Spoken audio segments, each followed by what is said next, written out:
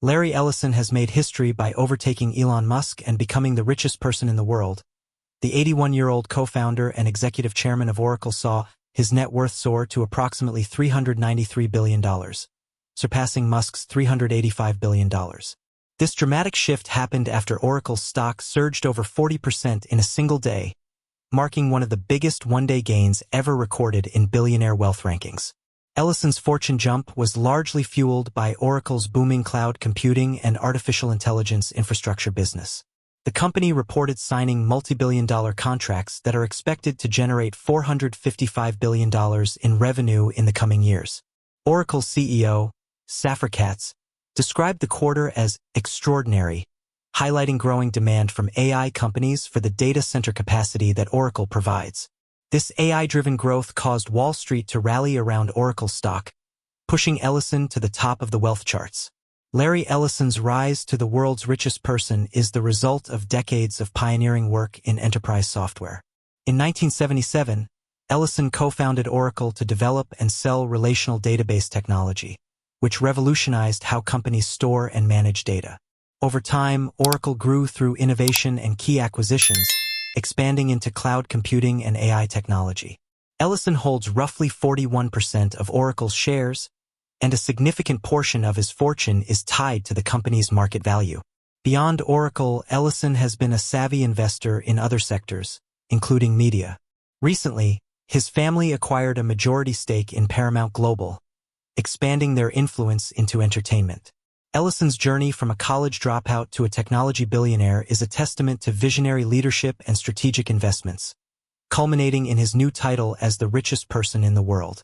This milestone marks a major moment in the tech industry's evolving landscape, where infrastructure behind AI innovations is proving to be the next great source of wealth. Larry Ellison's success highlights that the biggest profits may come not from creating AI chatbots, but from powering the computing foundation those technologies depend on. Okay, let's dive in. We've got some pretty stunning news to unpack today. Yeah, definitely headline-worthy. Larry Ellison. At 81 years old, as of September 2025, he's just become the world's richest person. That's right. He actually surpassed Elon Musk. And the number, it's kind of staggering. An estimated net worth of $393 billion. Incredible, isn't it? It really is. And look, this isn't just, a personal achievement, massive as it is. It feels like a real moment for enterprise technology itself. I agree. It signals a major shift, I think, in where the big value, the real power, is accumulating in the tech world right now.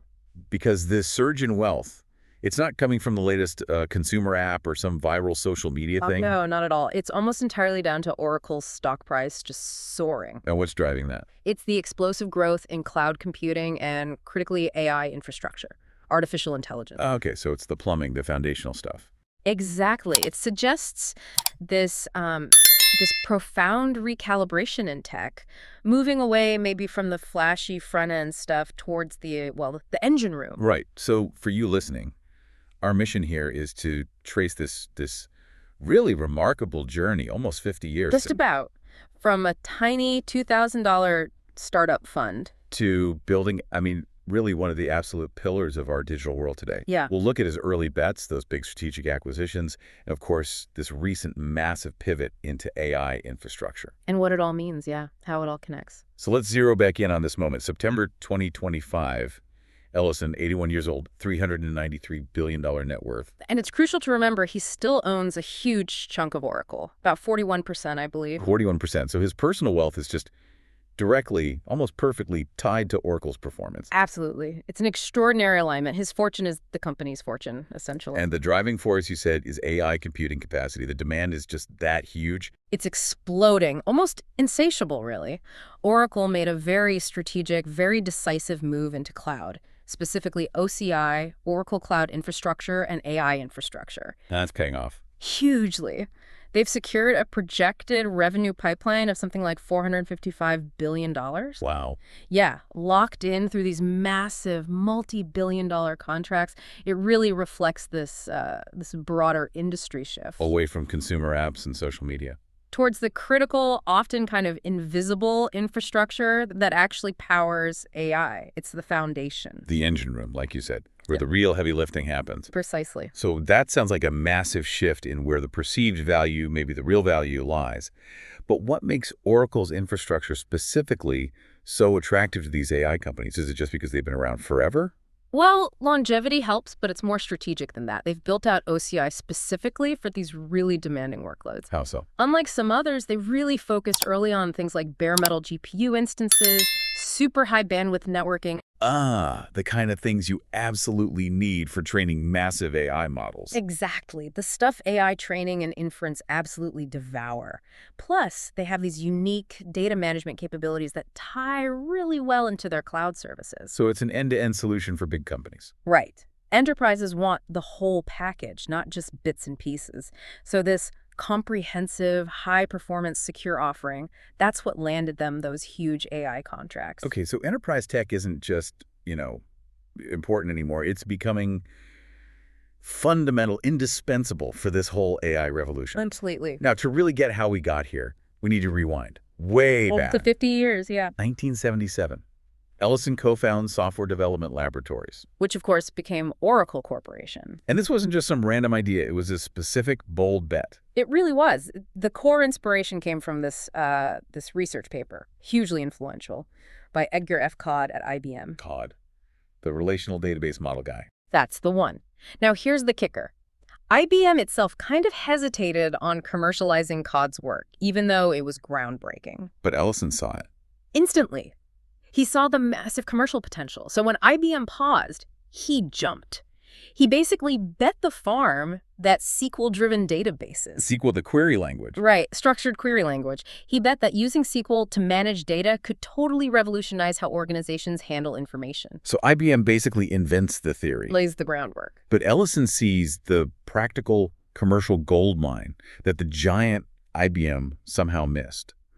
Why do you think IBM hesitated? They had the blueprint right there. Well, it's often the innovator's dilemma, isn't it? IBM was huge, dominant in mainframes. They had their own database projects, sure, but they were more, hierarchical or network-based. Not relational. Not relational. Codd's idea challenged their existing world. Ellison, he was the outsider, small, nimble team. No legacy baggage. Exactly. No legacy systems, no internal politics blocking the way. He had the freedom, and crucially the vision, to just go for it. It was a classic disruption move. A textbook example.